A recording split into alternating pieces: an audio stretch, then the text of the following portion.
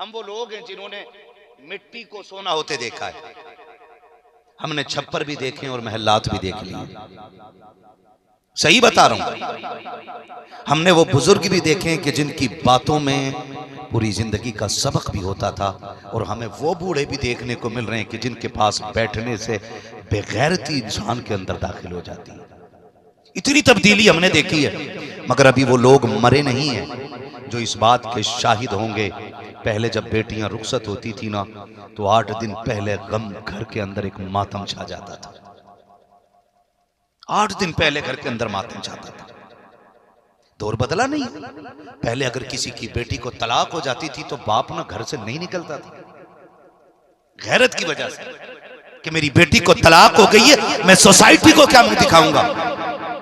आज दौर कितना बदल गया है। बाप कोर्ट में खड़े होकर कह रहा नहीं नहीं तलाक दो, मैं छोड़ने नहीं चाहता तेरे निकाह में अपनी बेटी को। आज बाप सीना चौड़ा करके बेटी के लिए तलाक मांग रहा है। और बेटियां बैठी हैं, अल्लाह तुम्हें तौफीक देना, मर जाना मगर तलाक लेके कभी बाप के घर ना आना। ये बात बेटियां भी सुन लें। बात बात में जो कह देती है ना दे तलाक, यहां तक हद कर देती हैं औरतें, हद हो जाती, कहती है अगर अपने बाप की औलाद है तो तलाक दे के देखा। और जब ये जुमला मर्द के सामने आता है ना, फिर वो कंट्रोल नहीं कर पाता, फिर वो कहता जा मैंने तुझे तलाक दी। और ये कोई बहादुरी की बात नहीं है, ये बड़ी बेगैरती की बात है। कल जब बेटियां रुखसत होती थी, बाप कान में आके कहता था मेरी बेटी जा तो रही है, दुल्हन के जोड़े में जा रही है। बेटी जब उस घर से रिश्ता टूटे ना, तो उस हाल में निकलना कि तेरे बदन पे कफन होना चाहिए, उससे पहले ससुराल की चौखट न छोड़ देना। बेटियां इस मजबूती के अज़्म के साथ निकलती थी कि पूरी जिंदगी हर हाल में शोहर के दरवाजे पे गुजार देती थी, हजार सितम सहती थी, लेकिन तलाक का लफ्ज जबान पे नहीं आता था। आज बात बात में बेटियां तलाक मांग रही हैं। अगर तुम्हारा जी चाहे कि तलाक लेनी है तो तलाक लेने से पहले 1 साल के लिए अपने शोहर को छोड़ के बाप के दरवाजे पे जिंदगी गुजारने के लिए जाना, और सच नहीं सिर्फ झूठ मूठ ये कह देना कि मेरे शोहर ने तलाक दे दी है इसलिए मैं आ गई हूं। जिन रिश्तों पे तू नाज करती है, जिन रिश्तों पे घमंड करती है, उनकी हकीकत खुल के 4 दिन में सामने आ जाएगी। कहती मेरा बाप रोटी खिला देगा, तेरे बाप की औकात क्या है। बड़े बड़े बादशाहों से बेटियां घर नहीं पाली गई है, इसलिए कि बेटियां रुखसत करके शोहर के घर भेजना कि मेरे नबी की सुन्नत है। जो इस सुन्नत को छोड़ देता है वो इज्जतों का दूल्हा नहीं बल्कि जिल्लतों के गार में जाकर के गिर जाया करता है। नारे तकबीर, नारे रिसालत। ये मुफ्ती हम्माद साहब क़िबला शहजादे आले रसूल पूरी जिंदगी पूरी जिम्मेदारी के साथ एक बात आप भाई कह रहा हूं, अल्लाह करे ये बात बेटियों तक पहुंचे। ये जो बार बार तलाक मांगी जाती है ना, हमने देखे हैं घर तलाक नहीं, तलाक तो चलो मजबूरी हो गई। हमने तो देखा बेटियां बेवा होकर अगर बाप के दरवाजे आ जाए ना, तो सगे भाई 8 टाइम से ज्यादा रोटी देने तैयार नहीं होते। सगे भाई खुदा का वास्ता बहनों को जाके समझाना, मर जाना लेकिन शोहर की दहलीज छोड़ के नहीं आना। बेटियां शोहर के दरवाजे पे अच्छी लगती हैं, ये भी तो समझाया करो बेटियों को, ये भी तो बताया करो कि मर जाना लेकिन शोहर की दहलीज ना छोड़ना। इसलिए कि जो इज्जत औरत को शोहर के दरवाजे पे मिलती है ना, वो कभी भाइयों की चौखट से नहीं मिला करती है। ये बात भी कान खोल के सुन लीजिएगा। अल्लाह आपको खुशियां नसीब करे, खुदा आपको बरकतें दे। हमने देखा दौर ऐसा भी गुजरा है कि जब कल बेटियां तलाक लेके घर आती थी, बाप दरवाजा बंद करके घर में बैठ जाता था। आज बाप खड़े होकर तलाक ले रहा है, चाहिए मेरी बेटी को तलाक। ये कल का दौर था। बेटियां जब रुखसत होती थी, अल्लाह माफ करे नाराज हो रहे होंगे शायद आप, बातें मेरी बड़ी कड़वी हैं लेकिन ये सच्ची बातें हैं। कोशिश कीजिएगा बेटियों को वो तरबियत दें जो मेरे मुस्तफ़ा ने खातून जन्नत को तरबियत अता फरमाई है। वो तरबियत बेटियों की होनी चाहिए। आज भी सैयदा कायनात की तरबियत का असर उनकी नस्ल में नजर आया करता है। ऐसा सबक मेरे नबी ने सैयदा कायनात को अता किया। जानते हो जब किसी से पूछो ना बुजुर्ग से कि सैयद कौन होते हैं, उनकी पहचान क्या है, तो वो सीधी बात कहते हैं, जो बताते हैं ना कि इनकी पहचान ये है ये है ये है ये है ये है, तो फिर सैयदों की एक पहचान ये भी बताई जाती है कि वो आदत में करीम हुआ करते हैं। और ये इनका खासा नहीं बल्कि सैयदा कायनात खातून जन्नत की आदत करीमा की झलक सैयदों में पाई जाती है कि वो इतनी सखी के दरवाजे से कोई खाली लोटा नहीं। आज मेरे भाइयों ने ये महफिल सजाई है ना, अल्लाह करे इन भाइयों के तवस्सुल से ये पैगाम आप तक पहुंचे। आप तक पहुंचे। कल बेटियां जब रुखसत हो जाती हैं तो आए दिन तलाक के बड़े झगड़े। अल्लाह तौफीक देना मेरे भाई, बीवी कितनी भी खराब मिल जाए ना, तलाक देने में जल्दी ना करना। क्या नहीं करना है? किस चीज में? सुन रहे हैं सारे? तलाक देने में जल्दी, तलाक देने में जल्दी ना करें। आपके मिजाज के खिलाफ है औरत, बर्दाश्त कर लो। ये जो कह देते ना मेरे घर में रहेगी तो मेरी तरह रहेगी, ये भी ना कहा करो। फर्क होता है ना। ये बस्ती का नाम क्या? दुल्हापुर। इसका नाम ही दूल्हा है, दूल्हापुर पहाड़ी। भाई लड़का दूल्हापुर पहाड़ी का है और लड़की हो गोंडा की, लखनऊ की, तो आप समझ सकते हैं ना जमीन में कितना फर्क है, माहौल में कितना फर्क है। गांव गांव की तरबियत बदल जाती है, इलाके इलाके की जबानें बदल जाया करती हैं, उसूल बदल जाते हैं। और अगर फासले हो जाएं तो फिर हम ये क्यों सोचते हैं कि जो लड़की हम गोंडा से लेकर के आए हैं वो लड़की हमारे मिजाज के मुताबिक। दोनों के मिजाज में फर्क है ना। आप कहां पले हैं, वो कहां पली है, आप कहां रहते हैं, वो कहां रहती है। और एक नए मिजाज के साथ दो लोग एक जगह आए। बीवी ये चाहती है शोहर मेरी मर्जी से चले, और शोहर ये चाहे बीवी मेरी मर्जी से चले। और जब रस्सी को दोनों तरफ से खींचा जाएगा, मजबूत होगी कि टूटेगी? क्या हो जाएगा बताओ? जल्दी बोल दो भाई। टूट जाएगी ना, खींचने से टूट जाएगी। और रिश्ते तो रस्सी से ज्यादा कमजोर होते हैं। रिश्ते मजबूत भी बहुत होते हैं और कमजोर भी बहुत होते हैं। जब टूटने पे आए तो रेशम से ज्यादा कमजोर हो जाते हैं, और जब जुड़ने और निभाने पे आए ना तो फिर मौत की जंजीर भी आसानी से इन रिश्तों को नहीं तोड़ा करती। ये रिश्तों की खासियत होती है, और हम उनको खींच के मजबूत कर रहे हैं, उन्हें तोड़ना चाहते हैं नहीं। अगर हमारे घर में अनबन है ना तो बिल्कुल ऐसे समझो कि शोहर सीढ़ी का ऊपर वाला हिस्सा है। सीढ़ी समझते हैं ना, जीना, उस पे जो बने होते हैं पैदान, इसको क्या बोलेंगे? हमारे यहाँ पैरी बोलते हैं, पैदान, पैदानी। तो पैदानी, एक बंदा नीचे खड़ा और एक ऊपर खड़ा है, और दोनों को हाथ मिलाना है। कैसे मिलेगा? या तो ऊपर वाला नीचे आए या नीचे वाला ऊपर जाए। अब देखिए, ऊपर वाला कहता मुझे नीचे नहीं आना है, और नीचे वाला कहता मुझे ऊपर नहीं जाना है। अगर मैं नीचे आया तो मेरी इज्जत कम हो जाएगी, और नीचे वाला कहता अगर मैं ऊपर गया तो मेरी अना चली जाएगी। तो ऐसे रिश्ते चलेंगे नहीं ना। फिर शरीयत क्या कहती है? शरीयत कहती है कुछ पैरदानी आप उतर के नीचे आ जाइए, बीच तक आप आ जाओ। कुछ बीवी अपनी आदतों को छोड़ के ऊपर तक आ जाए। ये जीने पर चढ़ना उतरना नहीं है।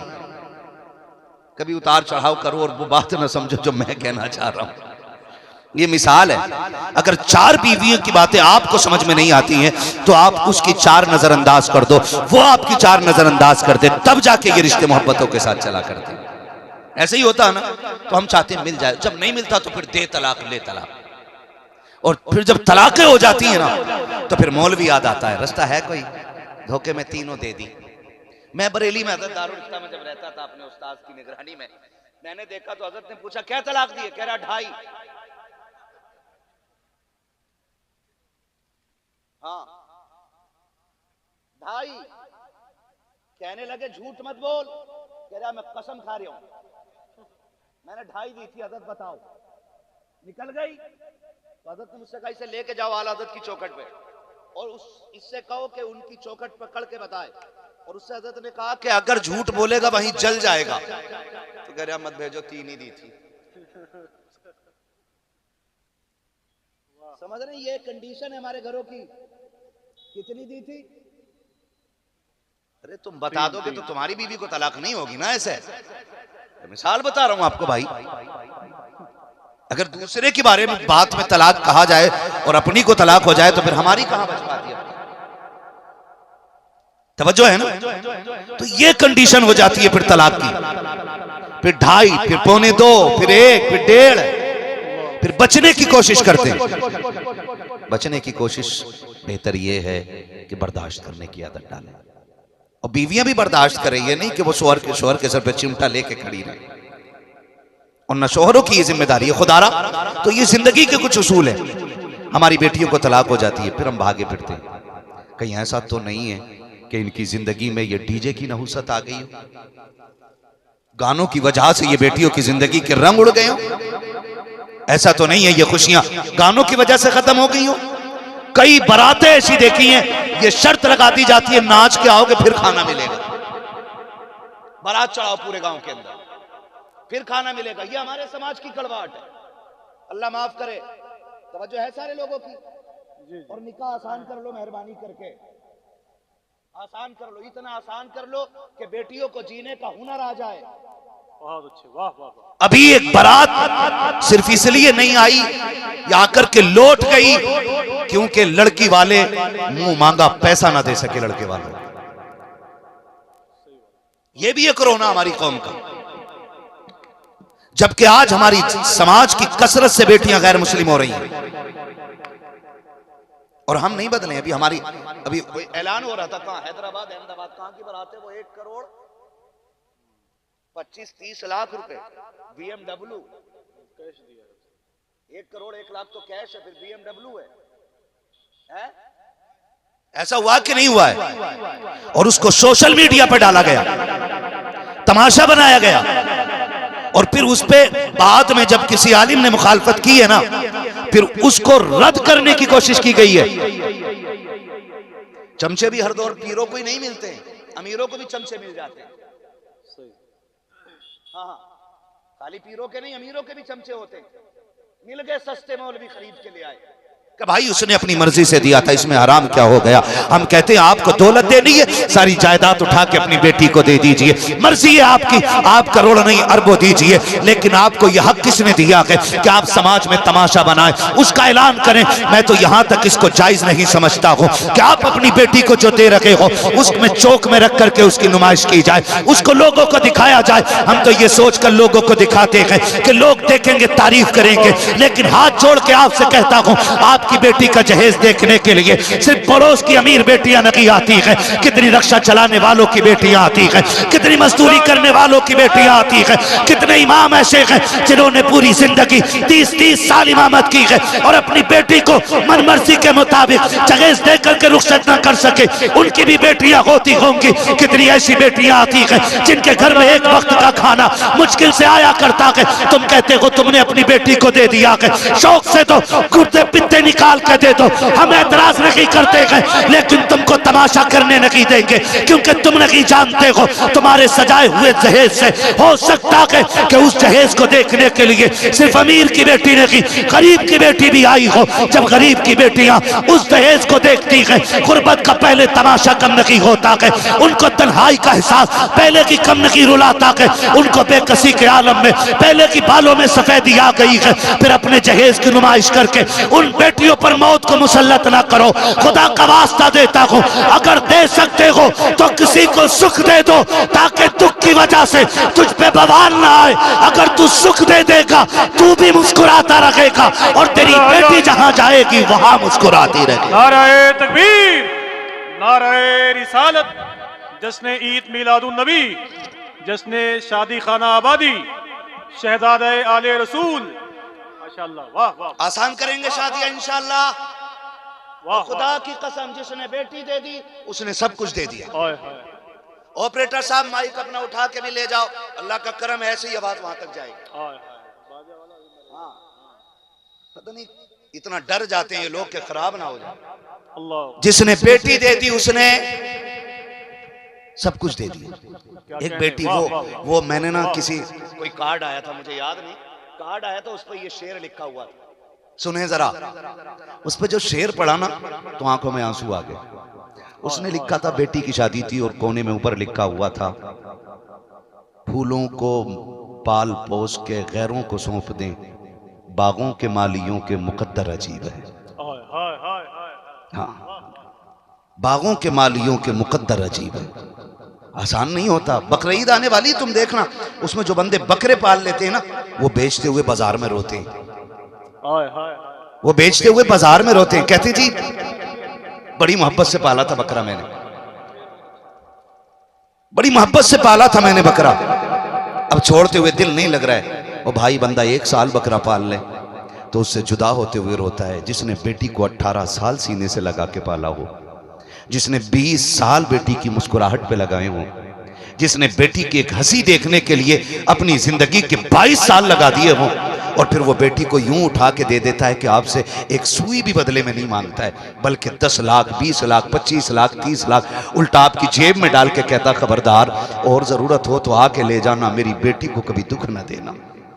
और फिर भी ना हमारी भूख पूरी नहीं होती है, हमारी भूख पूरी नहीं होती है, फिर भी रोना आता है कौम के इन हालात पर, रोना आता है।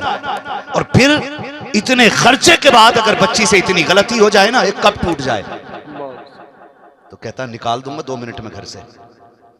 तेरे बाप का जो तूने तोड़ दिया, औकात में रहे, हम जानते हैं कितना बड़ा मर्द है तू, हिजड़े कहीं के।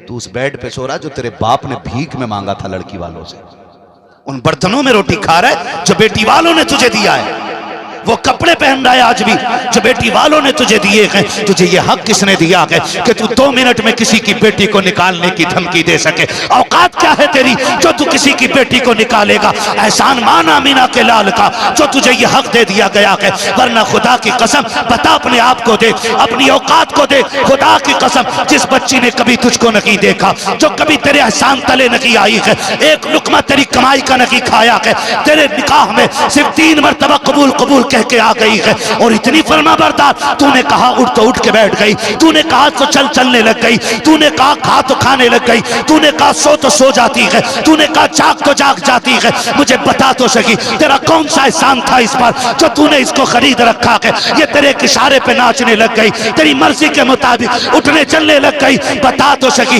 इस बेटी की मोहब्बतें तो देख, तेरी औकात नहीं थी तू इसे हाथ भी लगा देता। अल्लाह ने 4 भाई दिए थे, इसको माँ बाप की दौलत से नवाजा था, हट्टे कट्टे जवान चाचा दिए थे, बड़ा खानदान था। अगर मुस्तफा ने इसको निकाह के जरिए मशरू न किया होता, औकात नहीं थी, हाथ लगाना तो बड़ी बात है, तू इसे आंख उठा के देख लेता।